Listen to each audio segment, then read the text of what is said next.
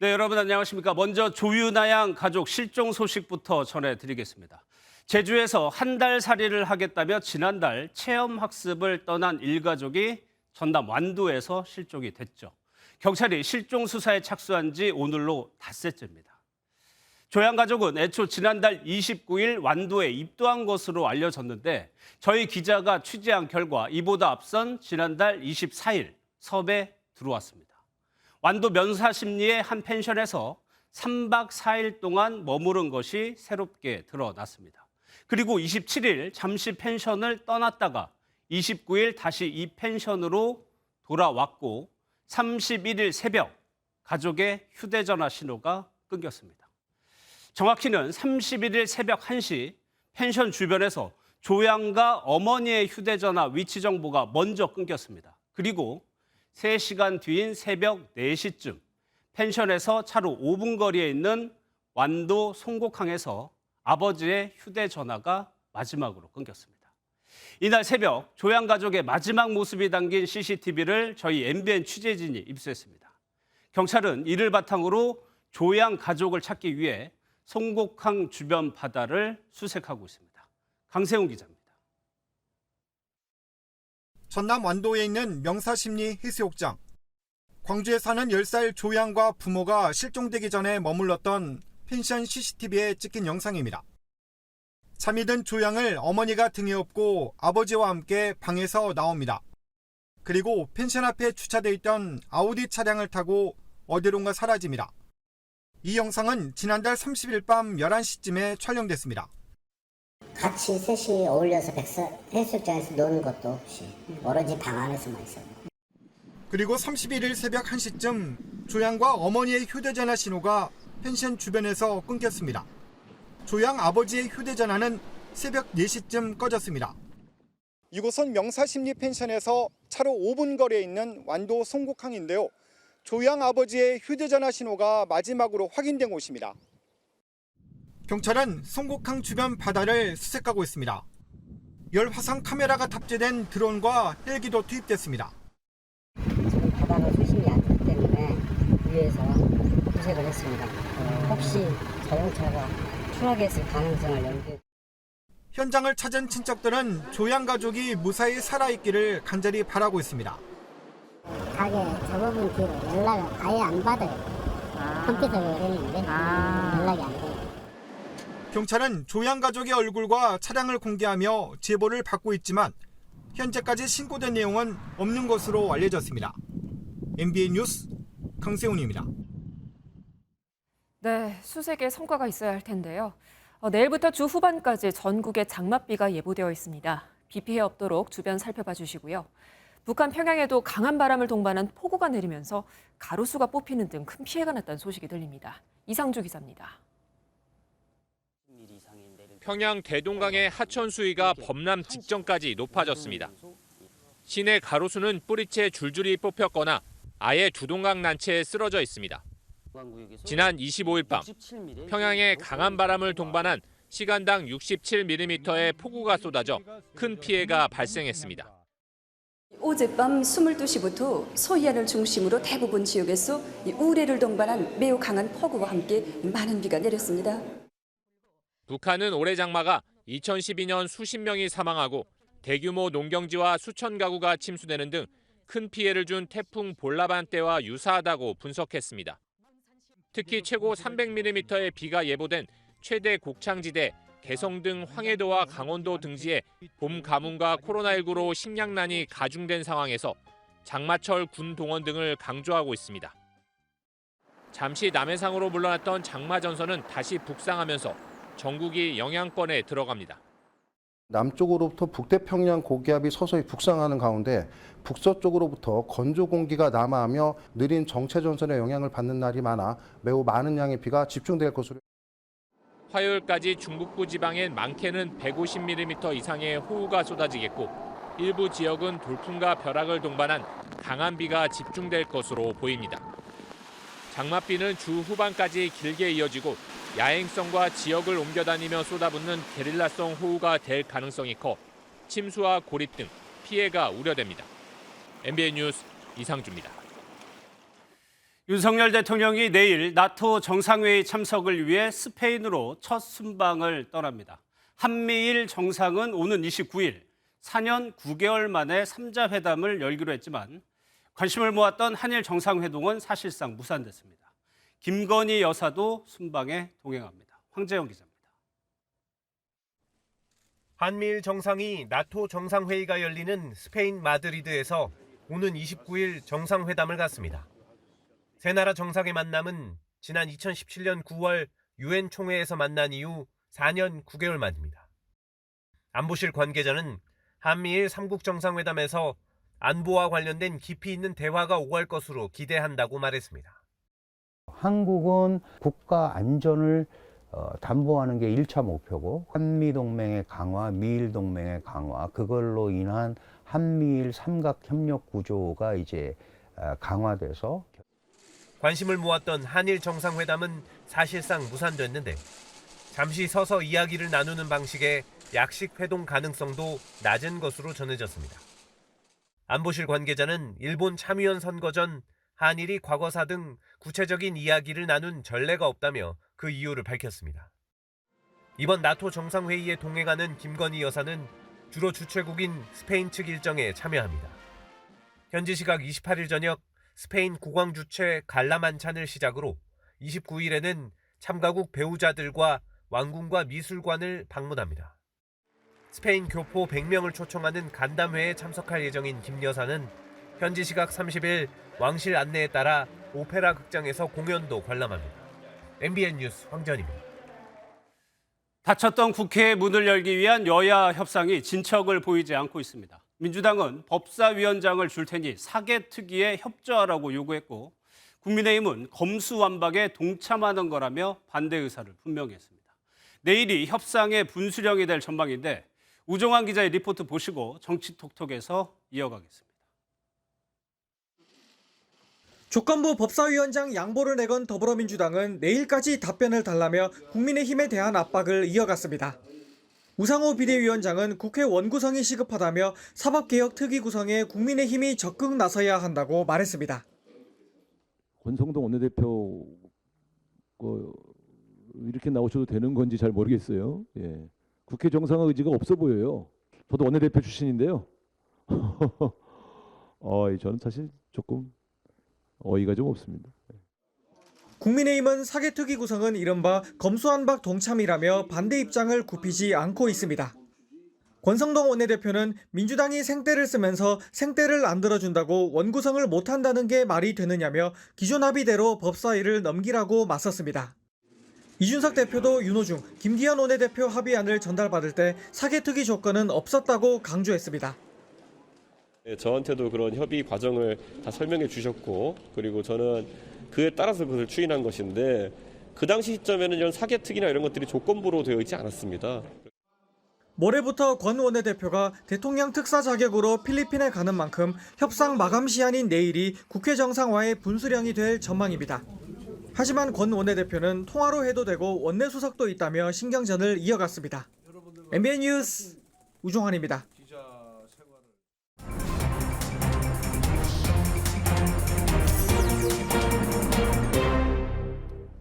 정치권 뒷이야기 알아보는 정치톡톡 시간입니다. 오늘은 안보람 기자 나와 있습니다. 안 기자, 지금 국회가 멈춘 지 한 달 가까이 되고 있는데 법사위원장 문제 해결되는가 싶었어요. 그런데 사개특위가 또 걸림돌이 되고 있다고 하는데 어떤 내용입니까? 네, 그렇습니다. 박홍근 더불어민주당 원내대표가 법사위원장을 양보하면서 국민의힘을 향해 사개특위 구성에 동참하라고 요구했는데요. 예. 사개특위 구성은 지난 4월 박병석 당시 국회의장 주재로 여야 원내대표가 사인했던 중재안에 포함됐던 내용입니다. 당시 중재안 보시면 사법개혁특위를 구성해 한국형 FBI 설치 등 사법체계 전반에 대해 심도 있게 논의한다 이렇게 적혀 있습니다. 예. 아시다시피 그 검찰 수사권을 축소하는 이른바 검수완박 법안은 국민의힘이 반대하면서 민주당이 단독으로 처리했는데요. 국민의힘은 검수완박 법안 자체를 인정하지 못하겠으니 사개특위도 받을 수 없다 이런 입장입니다. 그럼 안 기자, 이번에도 국회 원구성 물 건너가는 건가요? 네, 민주당이 내일까지 답변을 요구했지만 내일 협상이 타결될 가능성 크지 않아 보입니다. 모레 필리핀으로 떠났다가 다음 달 1일 돌아오는 권성동 원내대표는 일단 협상 가능성을 열어놨는데요. 7월 17일은 국회 생일이라 할 수 있는 재헌절이 있는 만큼 그 전인 7월 초쯤 타결될 거란 전망 나오고 있습니다. 경제 위기로 민생 문제가 급한 데다 윤 대통령도 7월 1일 나토 정상회의에서 돌아오면 김승희, 박순애 두 장관에 대한 임명을 강행할 수 있다는 점 변수로 작용할 전망입니다. 예. 말씀하신 것처럼 민생이 산적한 상황인데 국민들 눈에는 좋게 보이지 않을 것 같아요. 국민의힘 이준석 대표 얘기해 보겠습니다. SNS에 갑자기 흰머리 사진을 올렸어요.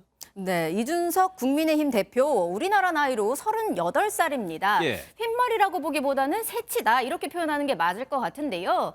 이준석 국민의힘 대표가 SNS에 동시에 세 가닥을 처음 뽑아본다면서 흰 머리카락 사진 올렸습니다. 당 안팎에서는 7월 7일로 연기된 성상납 의혹 윤리 문제, 배현진 등 친윤계 의원들과 갈등 때문이라는 분석 나오고 있습니다. 예, 스트레스를 많이 받았다 이런 얘기 해석인 것 같아요. 또 하나요. 이준석 대표와 윤석열 대통령이 만났냐 안 만났냐. 만찬을 하기로 했다가 취소했다 이런 얘기가 나왔는데 진실은 뭡니까? 네, 일단 지난 20일 윤 대통령과 이 대표 만찬을 하려고 했던 건 사실로 확인이 됐습니다. 아무래도 대통령실 입장에서는 이 대표의 성상납, 증거인멸 교사 의혹을 심사하고 있는 윤리위를 이틀 앞두고 밥을 먹는 게 부담이었을 것이다. 그래서 취소했을 것이다. 이런 추측 나오고 있는데요. 그런데 이 대표는 오늘 이런 내용이 알려진 것에 대한 불쾌한 감정을 여과 없이 드러냈습니다.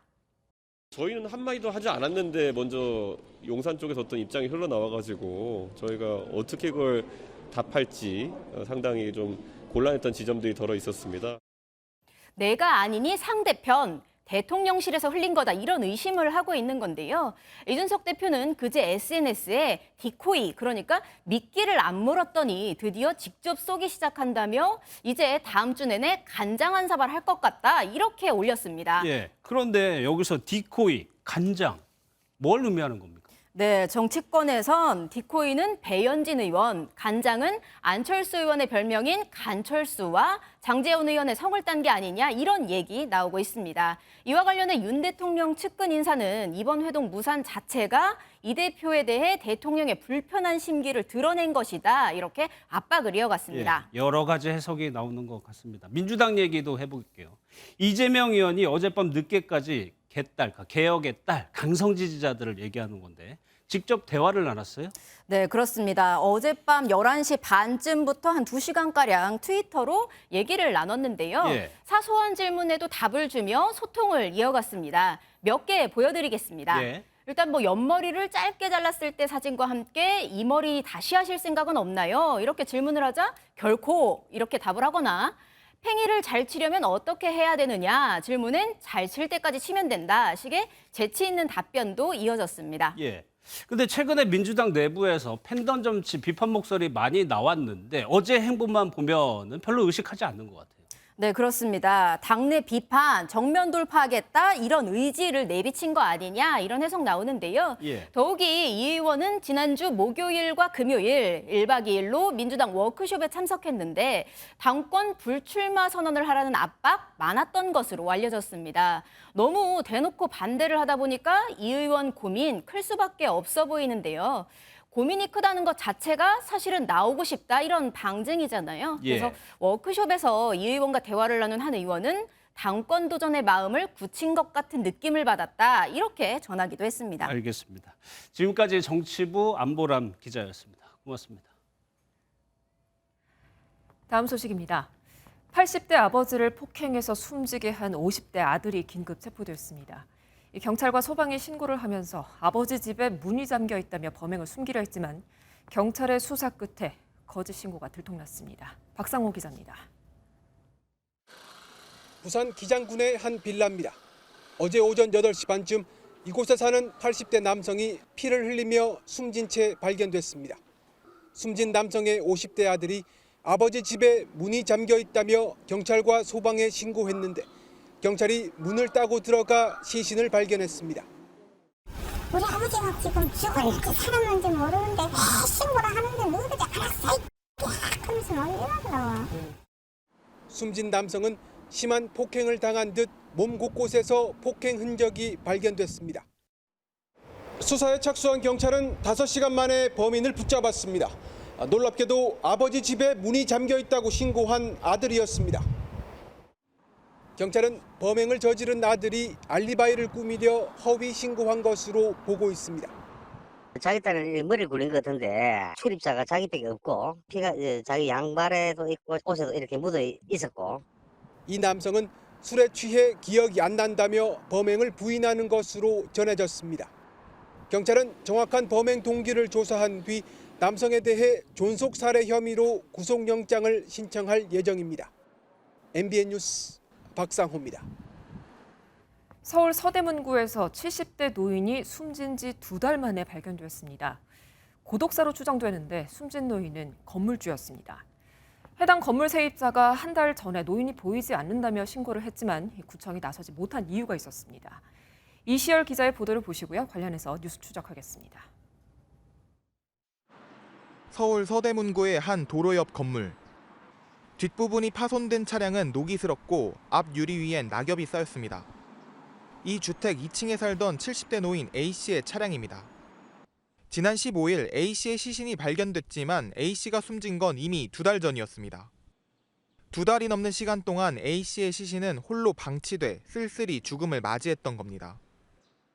아니 저 여기 8개월 한 8개월 됐는데 건물주 본 적이 없어요. 근데 왔다 갔다 한 적도 없어요. 전화해도 전화를 안 받아요. A씨가 거주하던 곳입니다.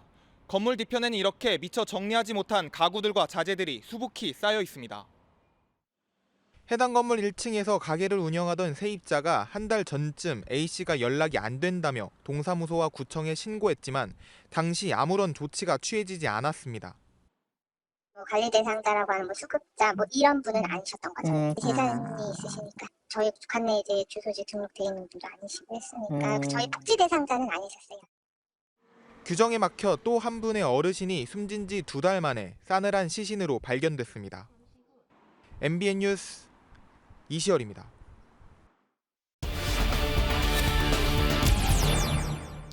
네, 이 사건 사회부 김종민 기자와 좀 더 이야기 나눠보도록 하겠습니다. 김 기자, 건물주라고 하면 많이들 부러워하고 그러는데 고독사를 했다는 게 좀 의아합니다. 어떻게 된 겁니까? 네, 저희가 현장에서 이웃 주민들을 만나보니 이 사망한 분 가정사에 문제가 있어서 가족과는 전혀 왕래가 없었던 것으로 전해졌습니다. 그리고 자신이 살고 있는 건물의 소유주이긴 했지만 실제 생활은 상당히 궁핍했던 것 같은데요. 저희가 등기부 등본을 확인해 보니 해당 건물을 담보로 수차례 돈을 빌린 것으로 확인됐고요. 개인 채무로 인해서 건물이 경매에 넘어가기도 했습니다. 아, 그렇군요. 네, 그래서 실생활에 쓸 수 있는 돈줄은 다 막힌 상황이었지만 건물 소유권을 가지고 있었기 때문에 기초생활 수급 대상자도 아니었습니다. 또 등록 주소지와 실거주지가 달랐기 때문에 현재 살고 있는 지자체에서 제대로 모니터링이 이루어지지 않았습니다. 그런데 발견이 늦었다는 점, 앞서 김 기자가 얘기한 것처럼 실거주지와 등록 거주지가 달랐다 하더라도 2달이나 지나서 발견됐다는 건 좀 문제가 있는 거 아닌가요? 네, 그렇습니다. 사망자가 소유한 건물 1층에 상가가 있었는데요. 이 상가 직원이 한 달 전에 지자체에 신고를 했습니다. 한 달 전에? 네, 그렇습니다. 신고를 했는데 지자체에서는 이 사망자가 실제 거주하고 있는 이 서대문구와 그리고 등록돼 있는 등록 주소지가 다르다는 이유로 별다른 조치를 취하지 않은 것으로 확인됐습니다. 이에 대한 전문가 의견 들어보시겠습니다. 그러니까 법 규정만 가지고는 사각세를 100% 해소 못하는 건 맞아요. 이 경우에 현장 확인이라도 했어야 됐다. 만약에 본인이 안 할 거면 지역에 노인종합복지관이나 종합사회복지관하고 연계해가지고 확인하는 절차가 있었어야 됐다. 그러면 신고를 받았던 이 지자체에서는 우리 관할이 아니라는 이유로 아무런 조치를 취하지 않은 거예요? 네, 그렇습니다. 이 사망하신 분 실제 등록된 주소지는 경기도로 확인이 됐는데요. 이 실제 거주하고 있던 지자체에서 별다른 통보 조치도 하지 않은 것으로 확인이 됐습니다. 이 사건뿐만 아니라 올해에도 고독사가 일어난 사건이 꽤 많았어요. 네, 앞서서 저희가 고독사 사례를 몇 차례 보도해 드렸는데요.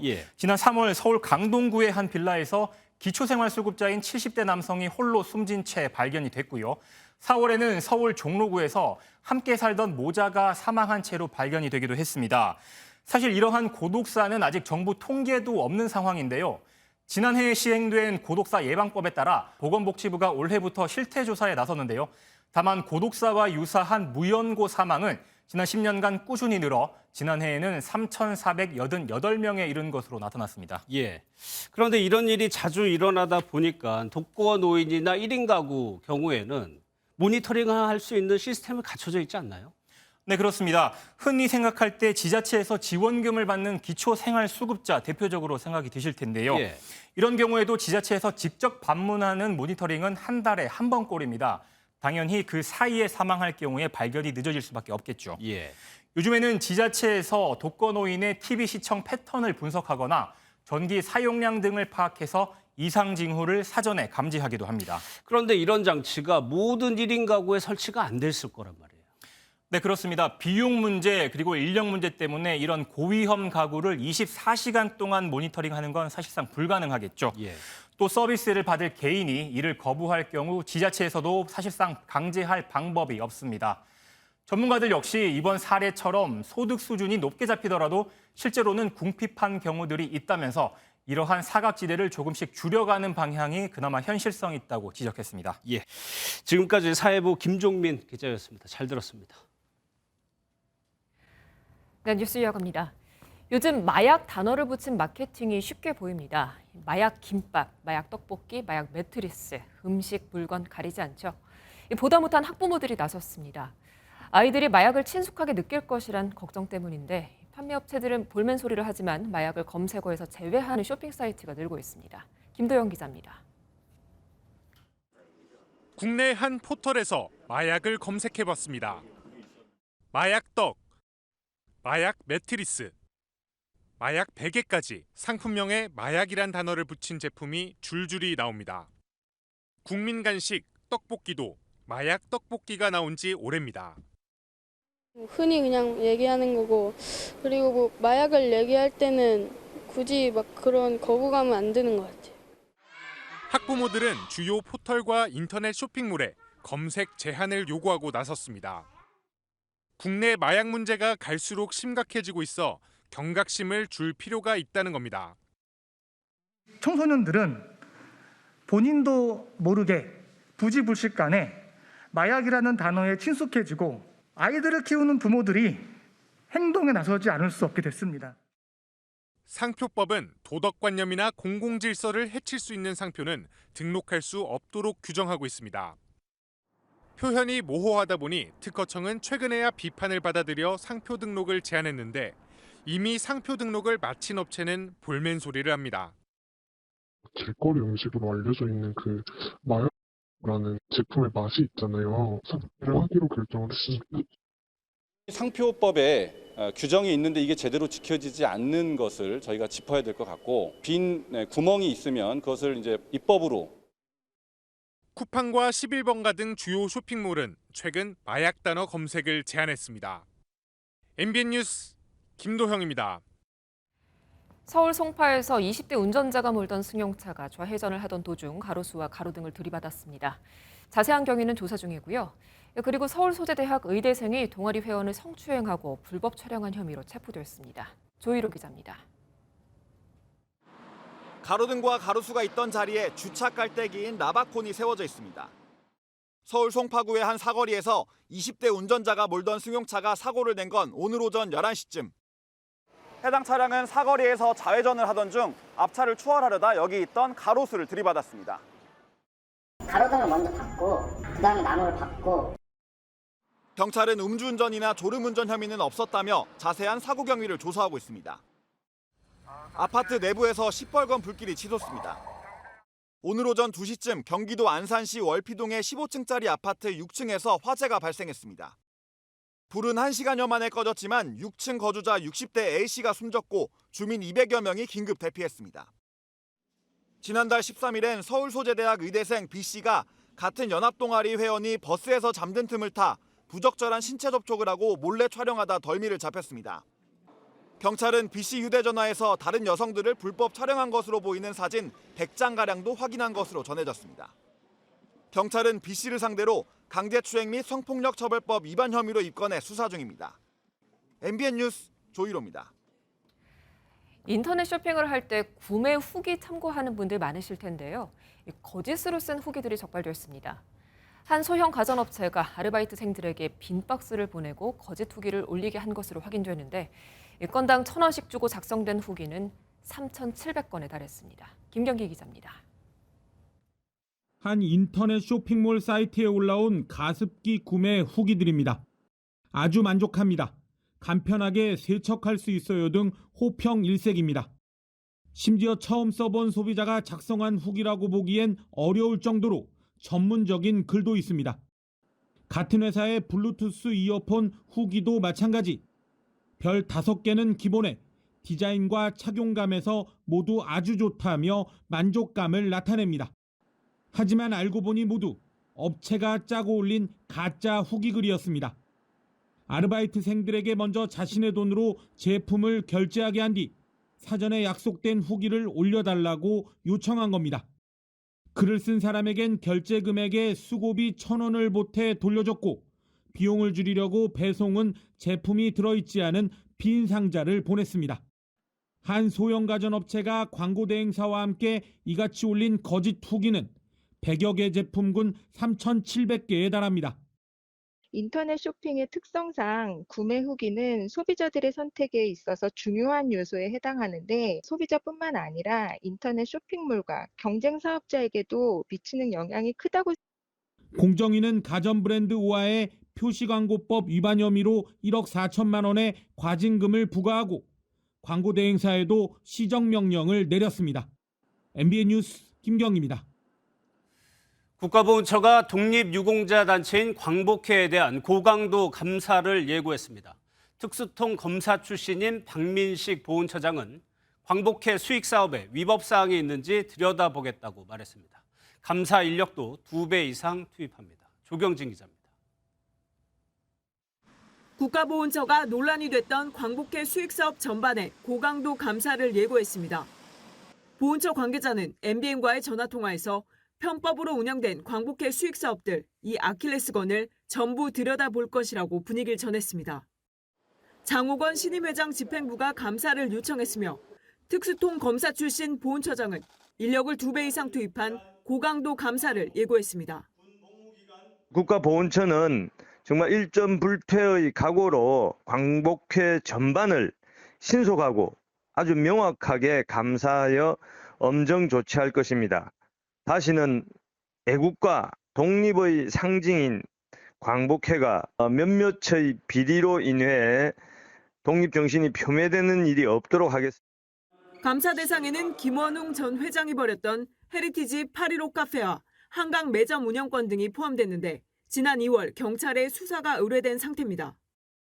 이승만은 반민특위를 폭력적으로 해체시키고 친일파와 결탁했습니다. 민족 반역자가 작곡한 노래를 국가로 정한 나라는 전 세계 대한민국 한 나라뿐입니다. 보훈처는 8.15 광복절 이전까지 의혹들을 정리한다는 계획으로 수익사업 인허가권에 문제가 발견되면 즉각 징계에 나설 방침입니다. MBN 뉴스 조경진입니다. 러시아군이 우크라이나 동남부 지역에 화력을 집중하며 점령지를 넓혀가고 있습니다.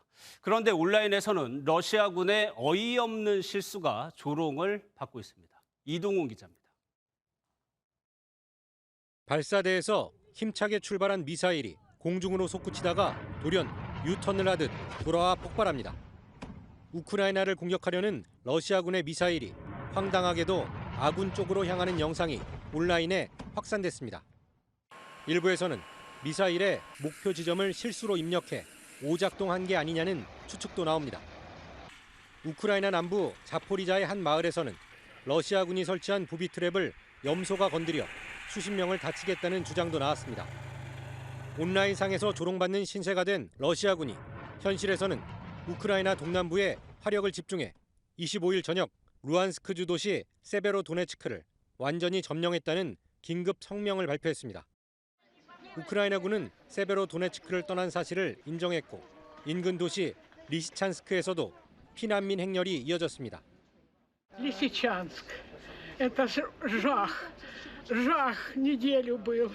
Не смогли вчера уже. Спасибо, военные вывезли нас.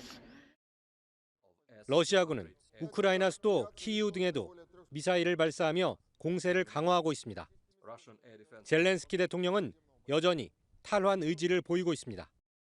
Але це не нас, а ми дотиснемо. Жодні російські ракети, жодні удари не здатні зламати дух українців, і кожна їхня ракета – це аргумент у наших перемог. 러시아가 요충지인 돈바스 지역을 차지한 가운데 미국 워싱턴 포스트는 러시아군이 포탄을 쏟아붓느라 전투력이 곧 동날 것이라는 전망을 내놓았습니다. MBN 뉴스 이동훈입니다.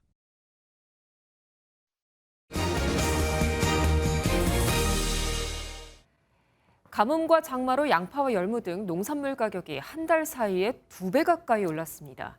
식탁 물가가 계속 오르다 보니까 4인 가구 월 평균 식비가 처음으로 100만 원을 넘었습니다. 추경호 경제부총리는 당장 이번 달 물가 상승률이 6%대에 이를 수 있다고 내다봤는데요. 저희 박은채 기자가 직접 시장에 나가봤습니다. 4인 가족이 먹을 카레를 만들기 위한 재료를 사봤습니다. 친숙한 전통시장에서 감자와 양파를 골라 집어들었는데 가격이 낯섭니다. 양파값이 한 달 새 2배나 올랐고 감자값은 지난해보다 70% 이상 비싸졌습니다. 감자, 양파, 호박 이런 거는 다 안 오르는 게 없어요. 작년보다도 엄청나게 많이 올랐죠. 손님들도 집으실 때 작년보다 좀 손이 약간 작아지시죠? 그렇죠. 정육점에서 돼지고기를 마저 사고 총 비용을 계산해봤습니다. 제가 지금 4인분의 카레밥 재료들을 사봤는데요. 작년에 비해서 3,000원 정도 비싸진 가격입니다. 지난해 기준으로 양파와 감자, 돼지고기와 버터 등 재료를 구입하면 17,000원 정도였는데 올해는 2만 원을 넘었습니다. 올해 1분기 국내 4인 가구가 지출한 식비는 월 평균 106만 6,902원으로 1년 전보다 9.7% 증가했습니다. 5월 소비자 물가 상승률이 14년 만에 5%를 넘었는데 추경호 경제부총리는 24년 만에 6% 물가 시대도 기정사실화했습니다.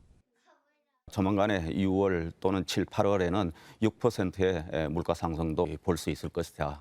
당분간은 이 상황이 계속하지 않을까. 정부는 양파 비축 물량을 조기 공급해 가격을 잡겠다고 했지만 가격 상승이 채소, 과일, 육류 등 음식 재료 전반으로 번지고 있어 밥상 물가 잡기는 쉽지 않아 보입니다. MBN 뉴스 박은지입니다.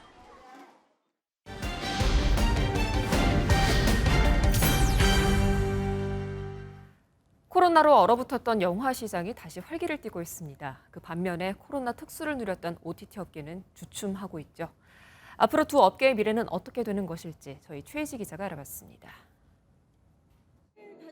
코로나19로 두 차례 개봉을 연기해야 했던 비상선언. 영화를 개봉한다는 소식을 들었을 때도 진짜 개봉을 하나 생각을 했는데 이제 좀 실감이 나. 13개월간의 긴 촬영 끝에 관객을 만나게 된 외계인. 외계인을 3번 이상 영화를 보시고 3번을 보고요? 또 주변의 3인 이상에게 예? 영화가 재밌다고 홍보를 하십니다. 코로나의 타이밍만 보고 있던 대작들이 최근 잇따라 개봉을 확정지으며 영화계가 반격에 나선 모양새입니다. 반면 넷플릭스 등 OTT는 하락세를 면치 못하고 있습니다. OTT는 국내 이용률이 2019년 41%, 2020년 72%, 2021년 81%로 팬데믹 이후 최근 3년간 급격한 이용 증가세를 보인 코로나 수혜주였습니다. 그러나 성장세가 2월부터 주춤하더니 지난 5월엔 월간 이용자 수가 2,520만 명으로 줄어들면서 연초보다 11% 감소했습니다. 반면 지난 5월 기준 영화관을 찾은 관객 수는 총 1,455만 명으로 지난해와 비교했을 때 3배 이상 증가했습니다. 범죄도시2로 3년 만에 1,000만 영화가 탄생하면서 완전히 일상을 회복했다는 평가도 있습니다. 결과의 차이를 만든 건 무엇보다 콘텐츠 경쟁력. 신작들 개봉해서 집에서보다 좀 더 현장감 있게 영화가 보다 보니까 이제는 볼만한 건 거의 많이 없어진 것 같은 느낌이에요. 그렇다면 엔데믹 이후 승자는 영화관으로 굳혀지는 걸까요? 당분간은 영화관의 우세가 예상되지만 전문가들은 결국 균형점을 찾아갈 것으로 전망합니다. 실제로 OTT는 오징어 게임, 파친코 등 성공한 오리지널 콘텐츠의 속편 제작으로 돌파구를 찾고 있습니다. 조금은 다른 결의 어떤 작품들, 그러니까 극장은 극장대로, OTT는 OTT대로 각자 분야에 맞는 어떤 그 콘텐츠를 수용해서 같이 공존해가는 방식을 찾아갈 것이다. 영화관과 OTT의 공생을 위한 치열한 경쟁이 소비자가 경험할 문화생활의 질을 한층 더 높여줄 것으로 기대됩니다. MBN 뉴스 최희지입니다. 최근 K리그에서 환상적인 골과 익살스러운 세리머니를 선보인 이승우 선수가 4경기 연속골을 터뜨렸습니다. 맹활약하면서 국가대표팀 합류 의지도 드러낸 이승우 선수. 벤투 감독의 부름을 받을 수 있을지 최형규 기자가 전합니다.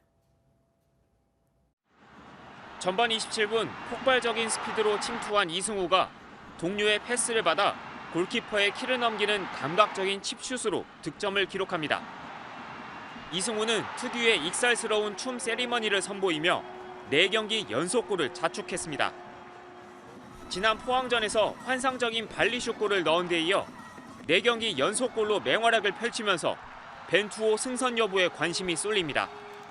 이승우가 뛰는 2선 세 자리에서 벤투호의 주전은 주장 손흥민과 황희찬, 이재성. 여기에 지난 A매치 4연전에서 좋은 활약을 펼친 정우영과 권창훈, 엄원상 등도 있어 백업 자리를 둔 경쟁도 만만치 않습니다. 결국 다음 달 K리그와 J리그 선수들만 소집하는 E1 챔피언십에서 벤투 감독에게 눈도장을 찍어야만 월드컵행 티켓을 따낼 수 있습니다. 네, 저도 그렇고 오늘 뛴 22명 또 모든 K리그 선수들이 꿈꿔오는 그런 곳이죠. 대표팀이라는 게 특별한 곳이기 때문에. 이승우가 3년 만에 벤투 감독의 부름을 받고 월드컵까지 갈 수 있을지 초미의 관심인 가운데 E1 챔피언십에 나설 대표팀 명단은 다음 달 11일에 발표됩니다. MBN 뉴스 최영규입니다.